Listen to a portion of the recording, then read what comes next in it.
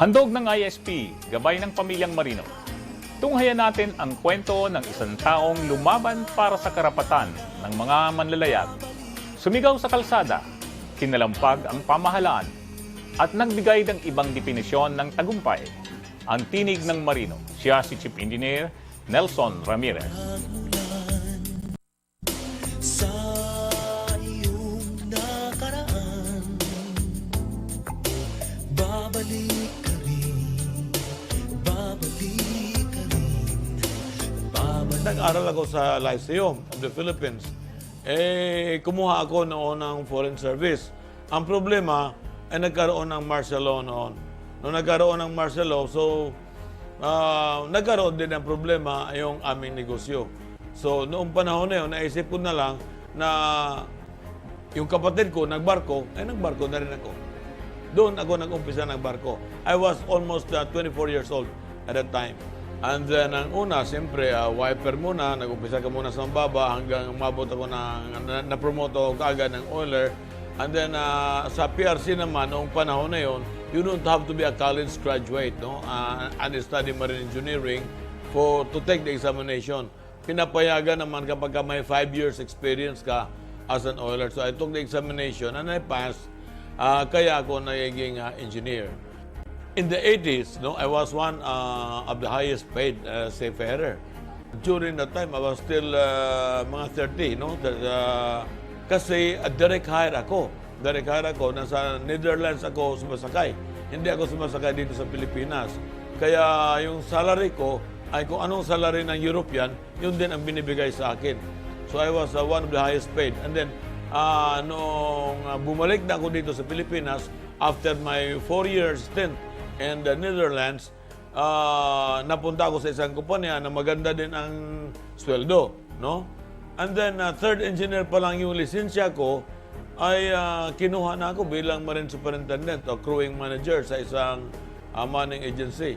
So, maganda ang takbo ng karir ko. Hindi naman talaga, hindi ako naghihirap bilang marino. Ngunit nung panahon na yon, nakita ko na talagang kailangan na ipaglaban ang karapatan ng mga marino because before, there was also one guy who inspired me about this, no? Captain Rogelio Morales, who was then the founder of the Philippine Merchant Marine Academy. Di ba nung araw ay Philippine Nautical School yan. O founder siya nung nilipat na yan ng Philippine Merchant Marine Academy. But then Captain Morales, when I came back here in the Philippines, Captain Morales died. There was a vacuum of leadership. So I took over the cudgel for the Filipino seafarers. UFS was established on December 12, 1994. Officially na-establish namin. Pero naparegister na namin ito sa Security Exchange Commission noong October 14, no? 1994. So the day after that, dinimanda kagad namin ang Marina. Ganon katindi yung UFS. Isang araw pa lang, dinimanda na kagad ang Marina. Yun ang panahon na nilipat ang pag-issue ng Seaman's Book mula sa Marina papunta sa Coast Guard na ipaglaban. Ganun na nakikita ko, mahihirapan ang mga marino. At ganun nga ang nangyari, inaabot nga ng 3 buwan o 4 na buwan bago nila magkuha ang ilang Seaman's Book. So hindi ko naman iniisip na magtayo ng isang organisasyon. It was just by coincidence na ganun nga ang nangyari, no? Na naitayo naitatag itong United Filipino Seafarers.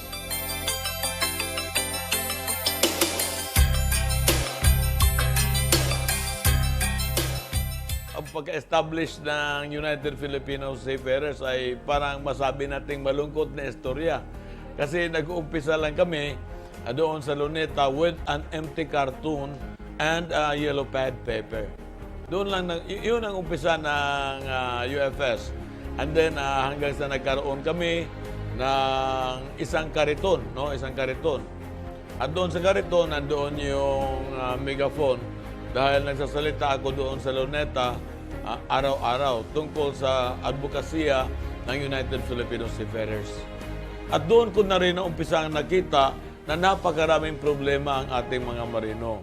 Noong panahon na nahihirapan yung pagkuha ng yung mga marino ng Seamen's Book, doon ko rin nakita na may problema ding malaki sa Professional Regulation Commission. Ang passing percentage noon ng mga marino was only 10 to 12% from 1992 up to 1994. So, biruin mo, ilan yung kumukuha ng examination at ilan yung bumabagsak. Hindi naman ganun ka biglaan na naging tanga na kaagad yung mga marino. So, nakita ko na there was something wrong in the system doon sa examination. Sobrang mahirap yung examination na mismong yung gumawa ng examination, hindi rin niya kayang sagutan yung kanyang test questions, no? And then after that, tumaas na, dahan-dahan tumaas ang passing percentage sa ng mga marino, no?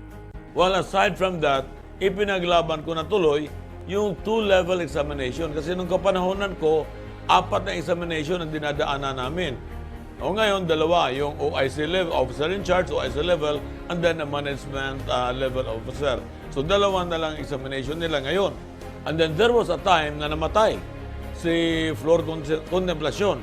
Nakita ko na isang magandang pagkakataon upang isulong ko na hindi na kailangang magbayad ang mga OFW ng income tax. At sa awa ng Diyos, nagkaroon ng Migrant Workers Act of 1995 at yun na nga, exempted na ang mga OFW na magbayad ng income tax, exempted din sa travel tax kung lalabas ng bansa, at exempted din sa NAIA terminal fee. At isa na naman na pinaglalaban ko ay yung abolition of the mandatory Panamanian examination. Kasi noong araw, kapag sasakay ka sa Panamanian flag, no? Kailangan kukuha ka ng examination. And then sa examination na yon, I think sa 100% sa 100, ang mapasa, meron lang mga 5. So, napa-abolish ko rin yun, no? But it was a 12-year fight. Kasi ang tagumpay, hindi mo naman masusukat yan sa pera, eh. Ang achievement ko na marami akong natulungan na mga nag-aaral na nautical na hindi halos makapasok sa ng trabaho, ngunit nung nandito na sa akin, ay naiba ko ang kanilang attitude, naiba ko ang kanilang aptitude, at noong nirekomenda ko sila sa mga money agency, binigyan sila ng examination, nakapasa. Binigyan sila ng oral examination, nakapasa sila. Kaya sa mahigit 1,000 ka mga marino na ngayon, yung iba, mas mayaman pa kayo sa akin, ay sa palagay ko, nakuha ko na yung achievement na gusto ko magawa. And then, isa pa, napakarami kong mga pagbabago na nagawa dito sa industriya maritima.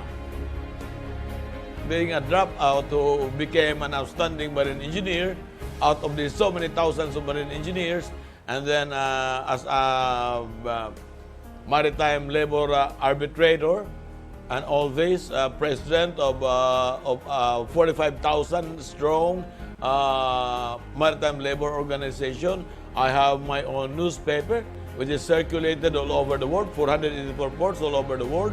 I have my own television show, and I have my own radio program. Noong 2010, ay namatay ang tatay ko, and then yung mga kapatid ko ay binigay naman nila sa akin lahat yung lupa at pera ng tatay ko. So, dahil ako lang ang mahirap eh. So napunta sa akin lahat, pati yung farm ko ngayon na okay naman, maganda naman ang takbo. Saka kumikita din naman ng kaunti dito sa UFS, although maliit lang ang sahod. And then, as executive editor sa Tinig ng Marino, meron din maliit na sahod dyan. At bilang arbitrator, meron din kumikita, at saka yung mga retainer ko nandyan pa rin. Unang-una, iisipin mo, at kagaya ng kadalasan nangyayari, or sinasabi ng iba, paano naman yung pamilya ko? O yun, ganun nga talaga.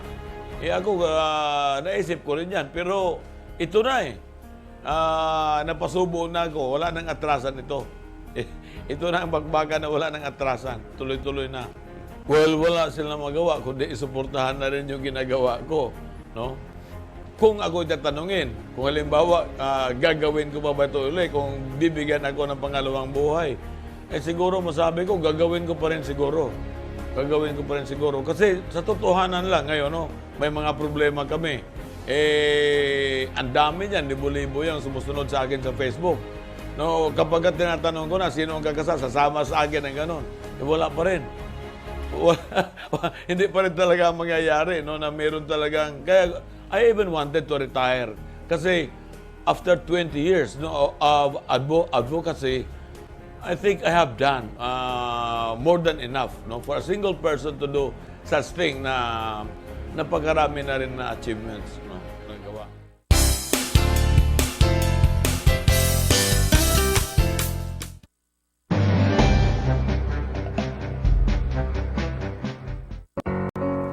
Upang maibsan ang kalungkutan, ganito ang diversyon ng ating mga marinong Pilipino habang naglalayag sa karagatan.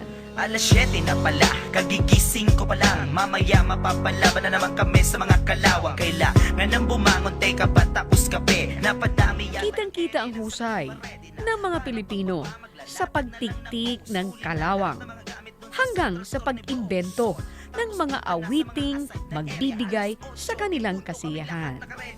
Tiktikin na ang kalawang sander sa kapila. Ang kalawang sa kuberta hindi mawala-wala. Tiktikin na ang kalawang sander sa kapila. Ang kalawang sa kuberta hindi mawala-wala. Malayo man sa mga mahal sa buhay, konting rap lang, konting kantahan, ayos na naman.